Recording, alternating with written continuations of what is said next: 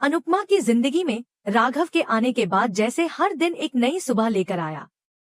जिस अंधेरे ने उसकी जिंदगी को घेर रखा था वो अब धीरे धीरे छंटने लगा था। न सिर्फ राघव की मौजूदगी ने उसे एक सहारा दिया बल्कि उसकी बेटी राही की जिंदगी में भी बहार आ गई, क्योंकि उसका सुहाग प्रेम अब घर लौट आया था। प्रेम का लौट आना जैसे पूरे घर के लिए एक राहत की खबर थी, लेकिन उन आंखों में छिपा गहरा सन्नाटा अब भी किसी तूफान का इशारा कर रहा था। राही की खुशी अधूरी थी क्योंकि उसका प्रेम अब भी गुमसुम था। नवरात्रि की रौनक पूरे घर को सजा रही थी। हर कोई नए कपड़ों में सज-धज कर तैयार हो रहा था। रास गरबा की तैयारी हो रही थी। देवी के स्वागत में पूरे घर में घुंघरुओं की रुनझुन सुनाई दे रही थी। इसी बीच राही और प्रेम भी अपने कमरे में तैयार हो रहे थे। राही ने खास तौर पर आज के लिए अपनी सबसे प्यारी साड़ी पहनी थी, बालों में फूल लगाए थे, और जब वह कमरे में दाखिल हुई तो मन ही मन यही सोच रही थी कि प्रेम हमेशा की तरह उसकी तारीफ करेगा, कोई मीठी बात कहेगा। लेकिन प्रेम चुपचाप बैठा था, न कोई नजर उठाई, न कोई मुस्कान, जैसे वो किसी और ही दुनिया में खोया हुआ हो। राही का दिल थोड़ा उदास हुआ, पर वह जानती थी कि प्रेम पर जो बीता है उसे भुलाना इतना आसान नहीं। फिर भी वह हार मानने वालों में से नहीं थी। उसने प्रेम के पास जाकर धीरे से कहा, क्या हो गया? कुछ तो बोलो। आज तो मुझे तुमसे एक कॉम्प्लीमेंट चाहिए। लेकिन प्रेम बस एक फीकी सी मुस्कान देकर चुप रहा। उसकी चुप्पी राही को चुभने लगी। वह सोचने लगी कि आखिर क्या किया जाए जिससे प्रेम के चेहरे पर फिर से वही पुरानी हंसी लौट आए। उसे एक ख्याल आया। उसने बिना कुछ कहे अपना फोन उठाया और प्रेम की तस्वीरें खींचनी शुरू कर दी। कभी उसकी आंखों की गहराई, कभी उसके माथे की शिकन, और कभी उसके अधूरे से मुस्कान को कैमरे में कैद किया। प्रेम को पहले थोड़ी झुंझलाहट हुई, लेकिन फिर राही की इस मासूम हरकत पर वह थोड़ा मुस्कराया भी। राही ने उसे कहा, देखो तुम्हारी ये तस्वीरें कितनी प्यारी हैं, और अगर तुम मुस्कुराओगे तो और भी अच्छी आएंगी। राही जानती थी कि प्रेम के भीतर बहुत कुछ दबा हुआ है। जेल की सलाखों के पीछे सिर्फ एक शरीर ही नहीं, एक आत्मा भी कैद हो जाती है, और वही अब प्रेम के साथ हुआ था। पर राही की कोशिशें जारी थी। वह उसके पास बैठ गई, उसका हाथ थाम लिया और कहा, तुम वापस आए हो, यही सबसे बड़ी बात है। अब मैं तुम्हें ऐसे नहीं रहने दूंगी। चाहे कुछ भी हो जाए, मैं तुम्हारी मुस्कान वापस लेकर रहूंगी। प्रेम ने उसकी तरफ देखा और पहली बार कुछ कहा, तुम हमेशा मेरे साथ हो, यही मेरी ताकत है। राही की आंखों में आंसू आ गए, लेकिन वह मुस्करा रही थी। यह पल मियां बीवी के बीच का नहीं था, यह दो रूहों का संवाद था। प्रेम की आंखों में अब भी थोड़ा भारीपन था, लेकिन राही की उपस्थिति ने उस बोझ को थोड़ा हल्का कर दिया था। इस छोटे से पल में राही और प्रेम ने एक दूसरे की खामोशी को महसूस किया। कमरे की दीवारों में अब सिर्फ सन्नाटा नहीं, एक अनकही सुकून भी था। राही ने उसकी कुछ और तस्वीरें खींची। इस बार प्रेम थोड़ा मुस्कराया भी। वह तस्वीरें देखती गई और हर एक फोटो में उसे प्रेम का वो चेहरा दिखा जो वक्त की मार ने कहीं छुपा दिया था।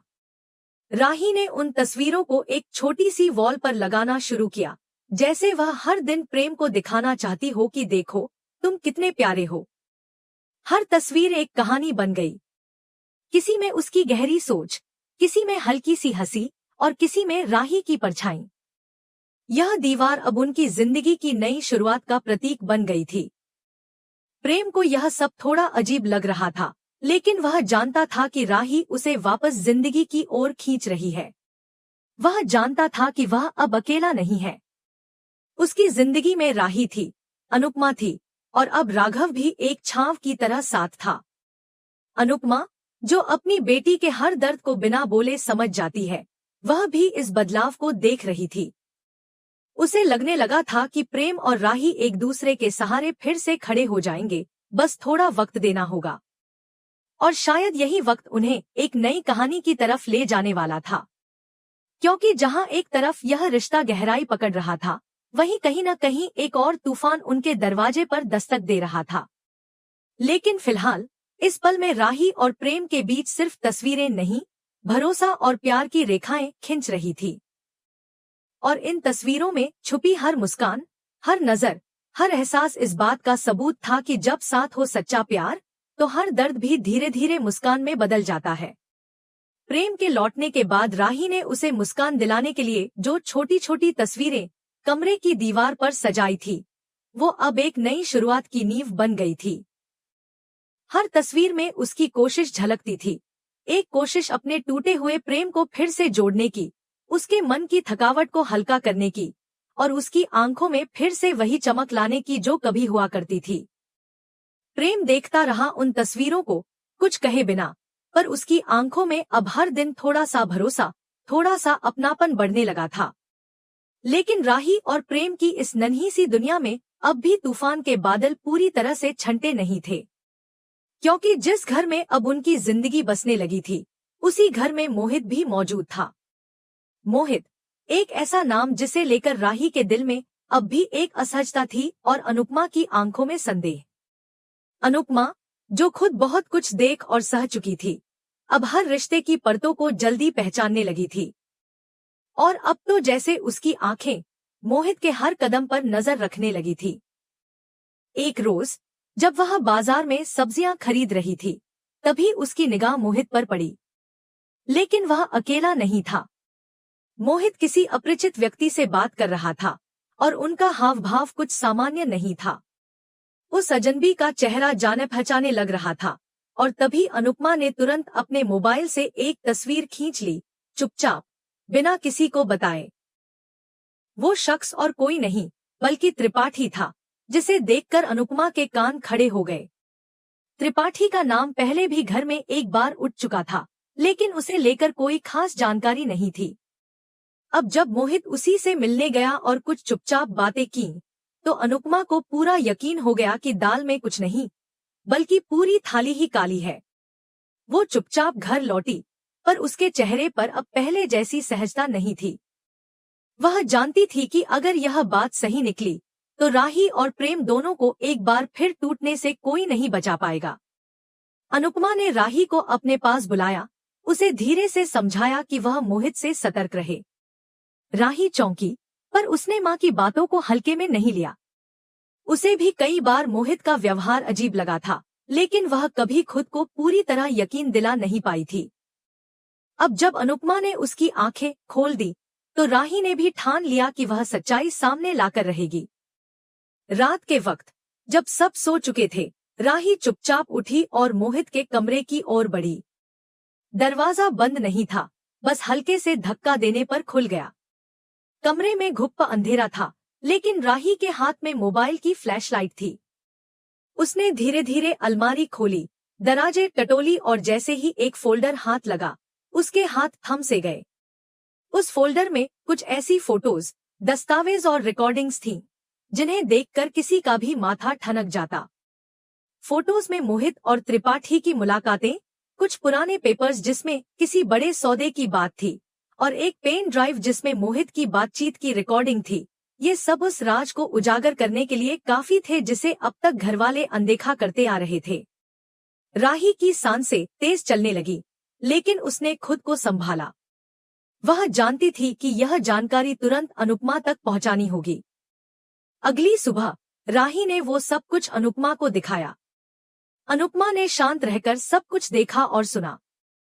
अब उसे यकीन हो चला था कि मोहित का असली चेहरा सबके सामने लाना जरूरी है, और यह काम किसी जल्दबाजी में नहीं, बल्कि सोच समझकर करना होगा, ताकि वह कोई रास्ता न निकाल पाए।